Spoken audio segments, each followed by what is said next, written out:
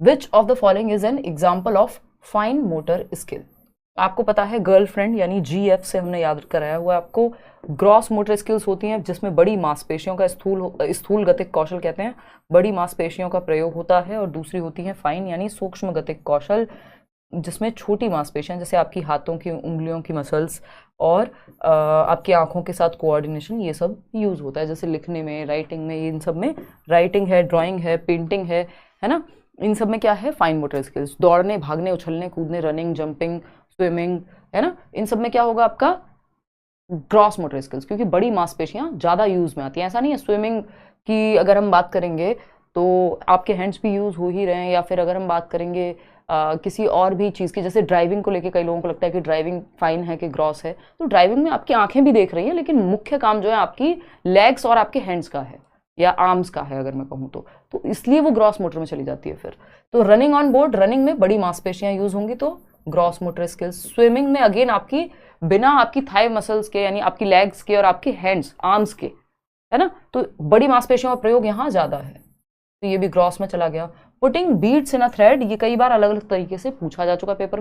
धागे में मोती पिरोना, वो होता है ना जब आपने देखा होगा अपने आसपास जो आपके घर के बड़े होते हैं, तो अगर कोई सिलाई कढ़ाई बुनाई करता है, स्पेशली सिलाई करने में, तो आपकी दादी, आपकी नानी आपको कह सकती हैं, इवन मम्मियां भी आपकी कहेंगी कि यार इस सुई में ना धागा पिरोना है, मान लो। आजकल तो पता नहीं नई नई तरह की मशीन आ गई हैं, कितने लोग ये करते होंगे, बट जब हम छोटे थे तब होता था ये कि तुम्हारी बच्चों की नई आंखें हैं तो एक काम करो, मतलब ज़्यादा अच्छी तुम्हारी आईसाइट है, यानी तुम्हारा फाइन मोटर स्किल्स बेटर है अभी, तो क्या कर सकते हैं, एक एज के बाद, 3 साल के बच्चे को नहीं कहेंगे ऑफकोर्स ये बात, तो आप वो सुई में धागा पिरोना भी क्या है, एक तरह से फाइन मोटर स्किल है। उसी तरह से आप एक धागे में मोती पिरो रहे हैं तो वो भी फाइन मोटर स्किल्स है। सिलाई कढ़ाई बुनाई, आंखों में आईलाइनर काजल ये सब भी लगाना क्या है, फाइन मोटर स्किल्स है ना। किकिंग अ फुटबॉल, फुटबॉल किक करने में आपकी लेग्स की मसल्स यूज हो रही हैं तो वो ग्रॉस मोटर स्किल्स है। तो बाकी के तीनों ग्रॉस मोटर हैं, एक ही है फाइन मोटर स्किल का उदाहरण जो है थर्ड ऑप्शन। चलिए आगे बढ़ते हैं क्वेश्चन नंबर 2 पर। ये क्वेश्चन फिक्स्ड हैं, बहुत बार आते हैं और लगभग हर जगह पे आते हैं, तो इनको हम इग्नोर नहीं कर सकते। Cephalocaudal principle of development suggest that development proceeds from, जो विकास का शीर्षगामी, शीर्ष मतलब सर की बात हो रही है, सिंपल समझ जाइए आप, शीर्षगामी यानी सेफेल, सेफेल का मतलब ही आपको बताया है ब्रेन या खोपड़ी आपकी, ठीक है ना। तो सेफेलोकॉर्डल यानी सर से पैर, ठीक है, सर से पैर, बिल्कुल सही जवाब आप लोग अपने आप दे रहे हैं, इसमें क्या ही एक्सप्लेन करें। Head to toe, head to toe यानी सर से पैर की ओर कंट्रोल जा रहा है। बच्चा पहले अपना सर संभालना सीखता है, फिर क्योंकि छोटे बच्चे फिर गर्दन संभालना सीखता है। छोटे बच्चे की गर्दन पे भी आप हाथ लगा के उसको उठाते हैं, जब गोदी में भी लेते हैं, क्यों, क्योंकि अभी सर से पैर की तरफ कंट्रोल जा रहा है ना। फिर वो ये वाला पार्ट, फिर वो खड़े होना सीखेगा, फिर चलना सीखेगा, बैठना सीखेगा, उससे भी पहले तो सर से पांव की ओर जो है दिशा रहती है, ये विकास की दिशा है ना। किसकी दिशा है, डायरेक्शन ऑफ डेवलपमेंट, जिसमें 2 दिशाएं आती हैं। ये प्रिंसिपल है दिशा का, एक है सेफेलोकॉर्डल और दूसरा है आपका प्रॉक्सिमोडिस्कल, जिसको समीपस्थ दूरस्थ विकास कहते हैं, जिसको हम सेंटर टू एक्सट्रीमिटीज कहेंगे। उल्टा कर दिया उन्होंने, एक्सट्रीमिटीज टू सेंटर कुछ नहीं होता है ना, स्पेसिफिक टू जनरल कुछ नहीं होता, जनरल टू स्पेसिफिक होता है, सिंपल टू कॉम्प्लेक्स होता है। तो बाकी के 3 तो वैसे ही इतने फालतू के उदाहरण हैं कि जो पॉसिबल भी नहीं है ना। चलिए क्वेश्चन नंबर 3 पर चलते हैं और समझते हैं। सोशलाइजेशन से एक क्वेश्चन आना ही निश्चित है, फिक्स है बिल्कुल। डैश इज अ प्राइमरी यानी प्राथमिक सामाजिकरण का कारक है और कौन सा सेकेंडरी यानी गौड़ सामाजिकरण का कारक है। सामाजिकरण क्या होता है, समाज में रहने के तौर तरीके, सोशल स्किल्स सीखना सामाजिकरण है, ठीक, कि आप अडॉप्ट करते हैं इस प्रक्रिया के माध्यम से कि समाज में कैसे रहेंगे, ठीक। फटाफट से बताइए और जवाब दीजिए कि प्राइमरी सोशलाइजेशन का उदाहरण। पहला ऑप्शन है इमीडिएट नेबरहुड, जो आसपास का एकदम नजदीकी पास पड़ोस है, एकदम जो सब आप बिल्कुल पास में रह रहे हैं जहां, ठीक। मास मीडिया, मास मीडिया क्या है, आपका टेलीविजन हो सकता है, आपका न्यूज़पेपर हो सकता है, आज की डेट में आपका कोई और यूट्यूब चैनल पे अगर आप न्यूज़ देख रहे हैं, या फिर इवन फोन भी आपका कोई ऐप यूज कर रहे हैं, इवन अगर हम अभी बात कर रहे हैं, तो ये सब कुछ आपका मास मीडिया में आ जाएगा। प्रिंट मीडिया, प्रिंट मीडिया में स्पेशली न्यूज़पेपर हो गया, रिलीजियस ऑर्गेनाइजेशंस हो गई। अब देखो प्रिंट मीडिया, मीडिया भी सेकेंडरी है और रिलीजियस ऑर्गेनाइजेशन में क्या आ जाएगा, मंदिर, मस्जिद, गुरुद्वारा, व्हाटएवर, तो वो भी सेकेंडरी हो गए। दोनों सेकेंडरी हो गए, दोनों सेकेंडरी नहीं, हमें एक प्राइमरी चाहिए पहले और फिर सेकेंडरी चाहिए, ठीक। स्कूल कभी भी प्राइमरी नहीं हो सकता, तो पहले हमको प्राइमरी ढूंढना था, ये उल्टा कर दिया, फैमिली सेकेंडरी होती है। फैमिली सेकेंडरी कैसे हो जाएगी भाई, तो पहला ऑप्शन आपको फैमिली होता, अगर ये ऐसे होता कि फैमिली पहले होती स्कूल बाद में होता तो यही सही हो जाता, लेकिन यहां नहीं हो सकता। फिर है लॉ और न्यूज़पेपर, दोनों सेकेंडरी हैं, द्वितीयक कारक हैं। प्रमुख कहना गलत होगा, यहाँ पे प्राथमिक कहें अगर हम, यानी पहला सबसे प्राइमरी एजेंट जो है सोशलाइजेशन का, जहां सबसे पहले आप समाज की दुनिया के बारे में बेसिकली जानना शुरू करते हैं कि कोई घर आए तो नमस्ते करते हैं, ये आसपास का माहौल आपका यानी परिवार होता है। लेकिन परिवार अगर ऑप्शन में ना हो, और मैंने आपको बताया हुआ है नेबरहुड की अपने आप में कोई अस्तित्व नहीं है, नेबरहुड प्राइमरी में भी चला जाता है और नेबरहुड आपका सेकेंडरी में भी चला जाता है, डिपेंड करेगा ऑप्शन पे। अगर फैमिली के साथ नेबरहुड आ जाए तो वो कई बार प्राइमरी में चला जाता है। तो इमीडिएट नेबरहुड, अगर हम गांव की बात करें तो वहां तो पूरे गांव को, आपको आसपास के सारे घरों की सारी स्टोरीज पता होती हैं, है ना, और सबको सबके बारे में पता होता है। सब आप अगर आपके पड़ोसी हैं तो आप उनको भी दादाजी बोल रहे हैं, अपने दादाजी को भी दादाजी बोल रहे हैं, तो वो एक तरह की फैमिली ही हो जाती है। तो उस केस में जो इमीडिएट नेबरहुड है वो क्या हो गया, प्राइमरी हो गया, ठीक। और क्योंकि फैमिली का ऑप्शन ही नहीं है डायरेक्ट, और मास मीडिया तो आपका जाएगा ही सेकेंडरी में, तो फर्स्ट ऑप्शन ही यहां सही बनता है। इतनी बात क्लियर है, चलें आगे। बहुत बढ़िया। क्वेश्चन नंबर 4, पियाजे के बारे में क्वेश्चन है, फटाफट से पढ़िए और जवाब दीजिए।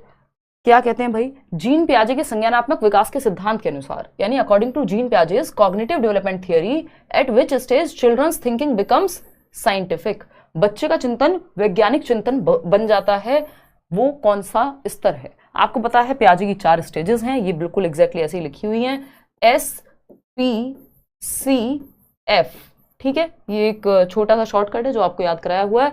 ये क्या है, जन्म से 2 वर्ष सेंसरी मोटर, 2 से 7 प्री ऑपरेशनल, 7 से 11 कॉन्क्रीट ऑपरेशनल मूर्त संक्रियात्मक, एंड 11 एंड अबव हो जाएगा औपचारिक या फिर फॉर्मल ऑपरेशनल। हमेशा आता है क्वेश्चन।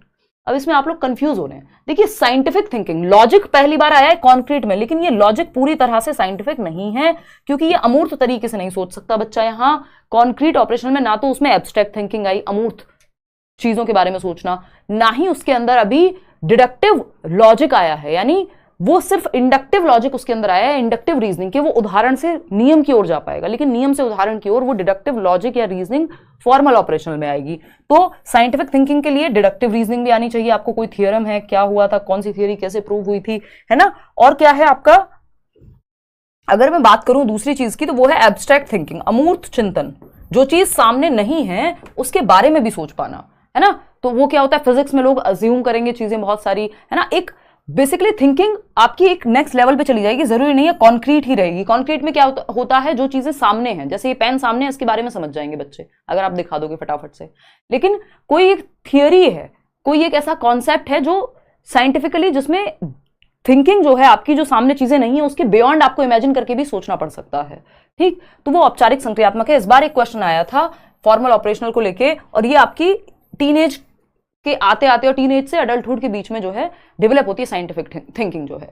अगर मैं बात करूं, इस बार क्वेश्चन आया था कि थिंकिंग अबाउट सिंबल्स के बारे में, सिंबल सोच पाना, कुछ तो इस तरह का एक क्वेश्चन था जिसमें साइंटिफिक थिंकिंग लग रही थी कि सिंबल्स को सिंबल्स की जगह पे यूज कर पाना, using symbols for symbols.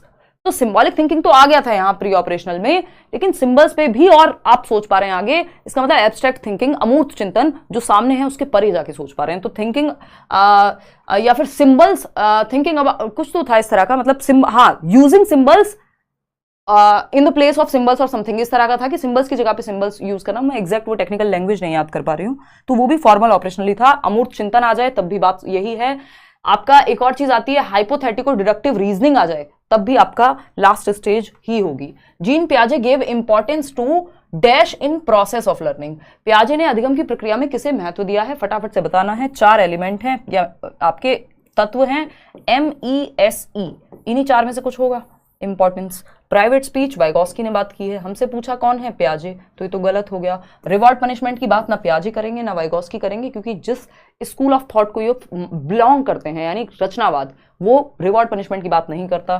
Teachers personality, personality से ज्यादा यहाँ पे अगर हम बात करें, टीचर की पर्सनैलिटी मैटर नहीं करेगी, टीचर का रोल इंपॉर्टेंट है ऑफकोर्स, तो ये सब सेकेंडरी हो जाएगा। इंपॉर्टेंट क्या है, बायोलॉजिकल मैचुरेशन, क्योंकि ये MESE में आपको याद होगा मैंने बताया था, पहला मैचुरेशन या जेनेटिक एपिस्टेमोलॉजी, परिपक्वता, जो हाईली रिलेटेड होती है हेरिडिटी से, यानी पियाजे आपकी बायोलॉजी को, आपके जेनेटिक्स को बहुत ज्यादा महत्व देते हैं, आपकी हेरिडिटी को बहुत ज्यादा महत्व देते हैं। वहीं अगर मैं वाइगॉस्की की बात करूं तो वो हेरिडिटी, जेनेटिक्स, बायोलॉजी को उतना महत्व नहीं देते हैं, ये उनका क्रिटिसिज्म है, ठीक। तो सिंपल बात है कि भाई आप में हेरिडिटरी क्षमता है, 11 साल से इस उम्र के चेंज होते होते आप में क्षमताएं आती जा रही हैं। कैसे? क्योंकि आपके अंदर जेनेटिक्स में वो क्षमताएं हैं डॉग की एज चेंज होगी 11 साल में, जरूरी नहीं है उसको जो साइंटिफिक थिंकिंग आ जाएगी कुत्ते के अंदर। क्यों? क्योंकि बिकॉज ऑफ जेनेटिक्स। तो वो प्याजे ऐसा नहीं एक्टिविटी पे महत्व नहीं दे रहे हैं, लेकिन जेनेटिक्स को भी उन्होंने अच्छा खासा महत्व दिया है। क्वेश्चन नंबर 6 देखना एक बार, Aryan directs most of his actions to fulfil his duties as per school's preamble. Aryan एक टीचर हैं जो अपनी ड्यूटीज जो हैं वो डायरेक्ट करते हैं स्कूल के प्रीएम्बल में, जो कॉन्स्टिट्यूशन है स्कूल का, जो नियम कायदे कानून है स्कूल के, उनको फॉलो करते हुए वो अपनी ड्यूटीज को निभाते हैं कि टाइम पे टीचर को आना चाहिए, या फिर क्लास इस टाइम से इस टाइम होगी, ये सिलेबस तब से तब तक खत्म होना है। वो अपने सिलेबस स्कूल के जो कॉन्स्टिट्यूशन है स्कूल का, या जो रूल रेगुलेशन है स्कूल के, संविधान के हिसाब से चलते हैं स्कूल के। वो कॉन्स्टिट्यूशन में ना प्रीएम्बल दिया हुआ है, तो वो उस स्ट्रक्चर के हिसाब से चल रहे हैं जो तय किया है स्कूल ने। Eight which level of moral reasoning, कौन से तर्क के स्तर पे होंगे आर्यन, अगर हम कोहलबर्ग की थियोरी की बात करें कि वो जो स्कूल ने नियम कायदे कानून तय किए हैं उसके हिसाब से चल रहे हैं। स्कूल के नियम कायदे कानून कहीं गलत भी हो सकते हैं, हो सकता है किसी एक बच्चे के लिए हमें कई बार नियम के विरुद्ध या फिर एज पर नीड हमें चेंज करना पड़े, बट ये कहेंगे जो नियम है मैं उसी के अनुसार चलूंगा। इसका मतलब कन्वेंशनल मॉरलिटी है, यानी क्या है, परंपरागत स्तर है, जो लेवल 2 में आता है कोहलबर्ग की थियरी में। लॉ एंड ऑर्डर यानी rules are rules, rules fixed होते हैं, रिजिड होते हैं, आपको नियमों के अनुसार, परंपराओं के अनुसार, सोसाइटी के अनुसार कुल मिलाकर के, या जो भी ऑर्गेनाइजेशन है जैसे कि स्कूल, उसके अनुसार, उसके नियमों के अनुसार आप चल रहे हैं। रेड लाइट नहीं तोड़ेंगे, चाहे किसी की जान जानी हो, बचनी हो, है ना। जबकि पोस्ट कन्वेंशनल में आप थॉट दे देते हैं कि ठीक है कुछ नियम है, लेकिन वो नियम लोगों के लिए बनाए गए हैं, अगर उनका भला नहीं हो रहा तो चेंज भी कर सकते हैं। ठीक, तो सेकेंड लेवल यहाँ पे हो जाएगा, सेकेंड लेवल। और फोर्थ स्टेज आपकी लॉ एंड ऑर्डर ओरिएंटेशन की। क्वेश्चन नंबर 7 देखिएगा, क्वेश्चन नंबर 7 है, which of the following is an effective way of scaffolding. Effective way यानी बेहतर तरीका, स्कैफोल्डिंग मचान का बच्चों के लिए when they are stuck on a problem. बच्चे किसी एक प्रॉब्लम पे फंस गए हैं, अटक गए हैं किसी एक स्टेप पे, मान लीजिए, उनको स्कैफोल्ड यानी हेल्प करने का, टेम्परेरी हेल्प को स्कैफोल्डिंग कहते हैं। कौन सा तरीका होगा? डायरेक्टली आंसर बता दो, तो डायरेक्टली आंसर बताना स्कैफोल्डिंग में नहीं आता। आप हिंट देंगे, प्रॉब्लम को हाफ सॉल्व करेंगे, क्यूज देंगे, है ना। डायरेक्ट आंसर नहीं बताते, बच्चे को आंसर तक पहुंचने में मदद करते हैं, क्योंकि आपने बता ही दिया तो फिर उसको हेल्प, वो टेम्परेरी हेल्प नहीं हुई ना, आपने तो फिर उसका काम ही खत्म कर दिया। बच्चे को भी तो मौका देना सोचने का। पनिश करना ऑप्शन में ही नहीं है। Complicating the problem with irrelevant information, फालतू की इन्फॉर्मेशन दे दो, बच्चा ए पूछ रहा हो आप डी की बात करो, है ना, तो वो बेकार की बात हो जाएगी। प्रोवाइडिंग हाफ सॉल्व सॉल्यूशंस, आपने देखा होगा टीचर्स कई बार, मान लो बच्चा 2 स्टेप पे अटक गया तो वो तीसरा स्टेप सॉल्व कर देते हैं, फिर वो आगे का क्वेश्चन खुद से सॉल्व कर लेगा। तो यही स्कैफोल्डिंग है कि मदद दे दी, लेकिन अस्थायी मदद, जिसकी बात वाइगॉस्की कर रहे हैं अपनी थियोरी में। क्वेश्चन नंबर 8 देखिएगा, और फिर से अगेन वाइगॉस्की से ही क्वेश्चन देख रहे हैं आप, 3 क्वेश्चन एक सेट में। क्वेश्चन नंबर 8 कहता है, to enhance cognitive development lab Vygotsky advocated for. Vygotsky किस चीज की विवेचना करेंगे या किस चीज के साथ जाएंगे अगर संज्ञानात्मक विकास, बच्चे के दिमाग के विकास को बेहतर करना है तो, है ना, उसकी सोचने समझने की शक्ति को। देखो एक्सपोजिटरी टीचिंग जो होती है, बच्चे के दिमाग में भर दिया आपने कुछ डायरेक्टली, ये ना पियाजे कहेंगे ना वाइगॉस्की कहेंगे, ये चाइल्ड सेंटर्ड है ही नहीं, बच्चे को सेंटर में नहीं रखा जा रहा, तो ये तो गलत है। स्टिमुलस रिस्पॉन्स की बात कोई भी नहीं करेगा जो भी बच्चे के पक्ष में है, क्योंकि उसमें आदत डलवाने वाली बात होती है। बच्चे को पैसिव रखा नहीं जा सकता कि वो बस 2 एकम 2 2 दूनी 4 आपने रट्टे लगवा दिए उसको, है ना, नहीं। असिस्टेड लर्निंग, बच्चा एक ही जगह पे एक्टिव है, जहां एक्टिव है बच्चा वो बेहतर ऑप्शन है। समर्थित अधिगम, यानी कोई, इसको 2 तरीके से किया जा सकता है, या तो टीचर असिस्ट करे जहां जरूरत है, बच्चे के दोस्त भी उसको मदद कर सकते हैं, असिस्ट कर सकते हैं, है ना। वर्ड होता है ना असिस्टेंट, वर्ड हम यूज करते हैं पर्सनल असिस्टेंट, कोई किसी का पीए है तो वो क्या कर रहा है, हेल्प ही तो कर रहा है व्यक्ति को उस काम में, ठीक है ना। तो ये टीचर हेल्प कर सकते हैं, असिस्टेंस मिल सकती है टीचर से। पीयर्स, बच्चे के साथी समूह, कोई दोस्त हेल्प कर सकता है किसी क्वेश्चन पट के, तो बेसिकली उसको असिस्टेंस मिलेगी। असिस्टेड लर्निंग की बात वाइगॉस्की करते हैं, पियाजे नहीं है सच, ठीक है।